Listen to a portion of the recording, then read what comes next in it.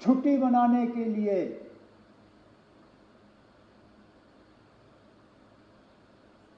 और इस छुट्टी का जिंदगी भर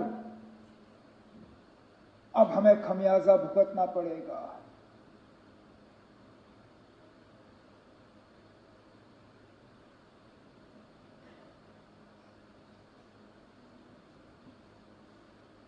जिन लोगों ने ये किया, कहने के लिए तो वो कहते हैं कि हमारी भलाई के लिए किया, लेकिन क्या हमने उनसे कहा था कि हम ये चाहते हैं? क्या हमने उनसे कहा था कि हमारे नाम में आप इन 26 लोगों को कब्र में बंद करके यहां से वापस भेजें? क्या हमारी इसमें कोई मंजूरी थी? क्या यह हमारी इजाजत से हुआ? हम में से कोई इस हमले के साथ नहीं है। इस हमले ने हमें अंदर से खोखला किया, लेकिन इस हमले ने, क्योंकि हर खराबी में कहीं ना कहीं हमें कोई रोशनी की किरण ढूंढने की कोशिश करनी चाहिए। बहुत मुश्किल है इन हालात में वो रोशनी ढूंढना, लेकिन स्पीकर साहब, पहली मर्तबा 26 साल में मैंने जम्मू कश्मीर में किसी हमले के बाद लोगों को इस तरह बाहर आते हुए नहीं देखा। कठुआ से लेके कुपवारा तक शायद ही कोई शहर या गांव ऐसा जहां लोगों ने बाहर आके इस हमले की मजम्मत नहीं की, कहा कि ये मेरे नाम में नहीं हुआ, नॉट इन माय नेम। ये आपने जिसके लिए भी किया हो, मेरे लिए नहीं किया। और ये लोगों का बाहर आना, इसमें हम में से किसी का हाथ नहीं है। हुकूमत ये कहे कि हमने कराया, कोई और ये कहे हमने कराया, कोई नहीं ना। हम भी इस गाड़ी पे चढ़े, हमने इस गाड़ी पे सवारी की, लेकिन गाड़ी चलाई हमने नहीं। ये लोगों ने खुद गाड़ी बना के इस पे सवार होके जुलूस निकाले, नारे दिए, बैनर बनाए, मोमबत्तियां जलाई, ये कहने के लिए कि हम इस हमले के साथ नहीं हैं।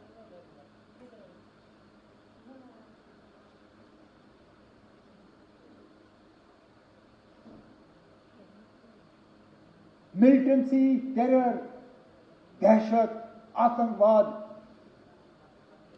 इसका खात्मा तब होगा जब लोग हमारे साथ होंगे। और ये स्पीकर साहब उस मौके की शुरुआत है। अगर कि हम इस मौके पे एहतियात से कदम जो है लें, हमारे तरफ से कोई ऐसा कदम नहीं उठना चाहिए जिससे कि हम लोगों को अपने से दूर करें।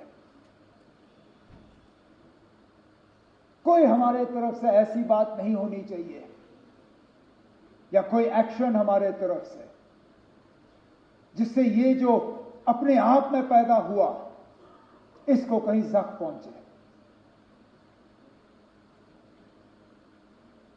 क्योंकि सही कहा सजाद ने, हम बंदूक के जरिए मिलिटेंसी को कंट्रोल कर सकते हैं, उसको खत्म नहीं कर सकते।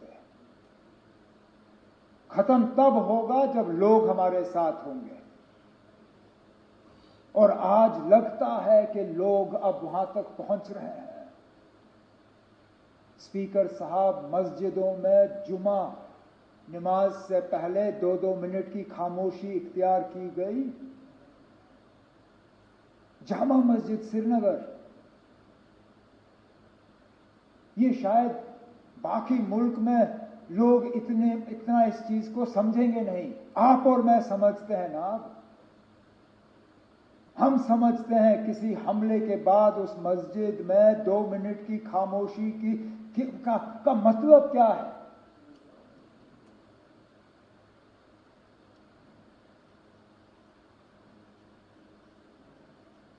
तो मेरी तो सिर्फ यही कोशिश रहेगी कि इस सिलसिले को हम बनाएं, बढ़ाएं, घटाएं नहीं, कम ना करें।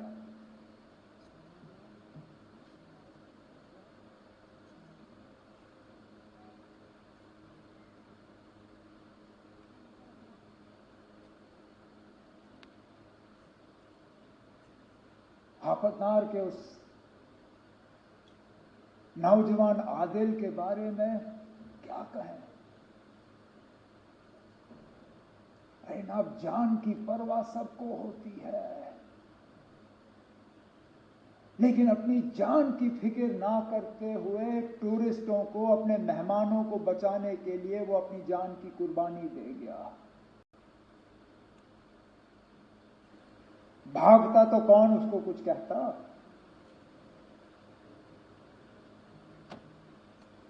भागने के बजाय खतरे की तरफ गया। इस तरह के और मिसाल हैं जिनके बारे में आज हम सुनना शुरू कर रहे हैं। जो टूरिस्ट वहां से निकले, उन्होंने अब जिक्र करना शुरू किया।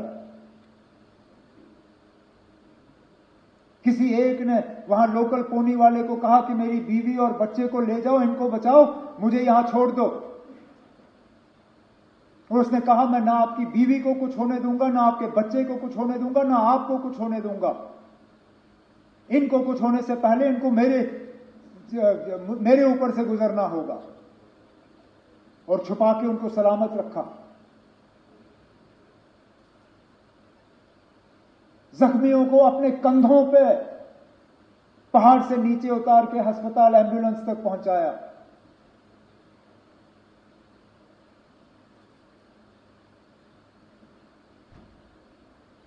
और उसके बाद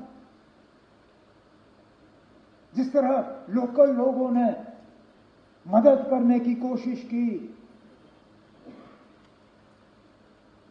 गरीब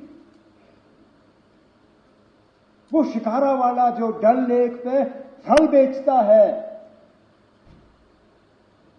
उसने अपनी किश्ती पे एक छोटा सा बोर्ड लगाया, टूरिस्टों के लिए मुफ्त फ्रूट चाट। अरे ना, वो दिन के 200-300 रुपए कमाने वाला, वो कहता है कोई नहीं ना चले मेरे हफ्ते की कमाई, लेकिन मैं कम से कम अपने मेहमानों को यह एहसास देना चाहता हूं कि हम उनके साथ हैं। वो 3 व्हीलर वाला ने टूरिस्टों को कहा कि अगर आपको हवाई अड्डा पहुंचना है, मैं मुफ्त आपको हवाई अड्डा पहुंचा दूंगा। इसी तरह की टैक्सी वाले,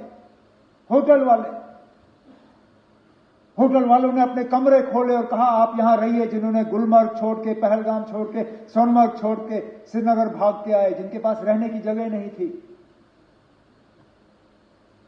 होटल वालों ने उनको कहा कि हम आपसे पैसा नहीं लेंगे, आप रहिए यहां पे।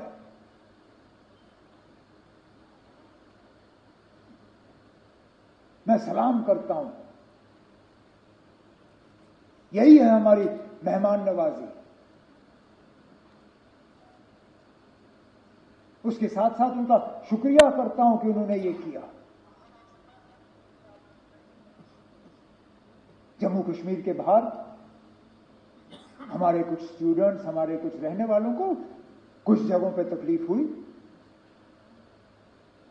उससे कौन इनकार कर सकता है। लेकिन मैं उसके साथ साथ उन तमाम रियासती हुकूमतों का शुक्रगुजार हूं जिन्होंने मौके पर तहकीकात करके हालात को काबू में लाने में अपना रोल अदा किया। मैं अपने मिनिस्टर कुलीग्स का शुक्रिया करता हूं जिन्होंने बिल्कुल कम नोटिस पे जगह जगह गए, कोई शिमला, कोई लखनऊ, कोई देहरादून, कोई बंबई, कोई चंडीगढ़। वहां की हुकूमतों का मैं शुक्रिया करूंगा कि इनसे मिलने के बाद इन्होंने मीटिंगें ऑर्गेनाइज की।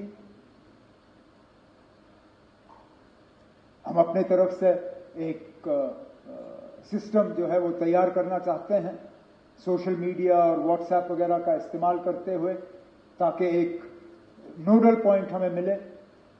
हम तो चाहेंगे कि इस तरह के हालात ना हो, लेकिन इक्का दुक्का अगर कहीं हो जाए तो बच्चों के पास, बच्चियों के पास, दूसरों के पास एक जगह होनी चाहिए जहां पे वो इन चीजों को दर्ज कर सकें। उसके लिए हम तैयारी कर रहे हैं।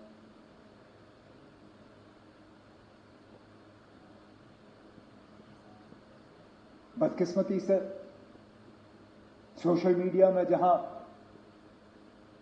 90% खबरें जो है वो सही होती हैं, 10% वो भी लोग हैं जो झूठी खबर फैलाने की कोशिश करते हैं। मैं उन्हें कहना चाहता हूं कि अपनी हरकतों से बाज आओ। जब ये लोग झूठी खबरें फैलाते हैं तो जिन पे असली ये मुश्किल का जो उनको सामना करना पड़ता है, उनको भी फिर जो है इस झूठी खबर का खमियाजा भुगतना पड़ता है। तो हम इन झूठी खबरों को बर्दाश्त नहीं करेंगे, ये मैं उनको वार्न करना चाहता हूं।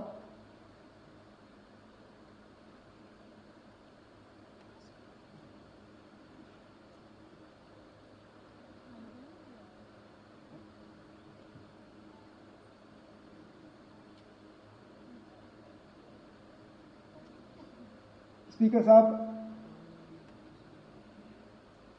जम्मू कश्मीर की सिक्योरिटी जम्मू कश्मीर के इलेक्टेड हुकूमत की फिलहाल जिम्मेदारी नहीं है, लेकिन मैं ये मौका इस्तेमाल करके स्टेटहुड की मांग नहीं करूंगा। अब मैं किस मुंह से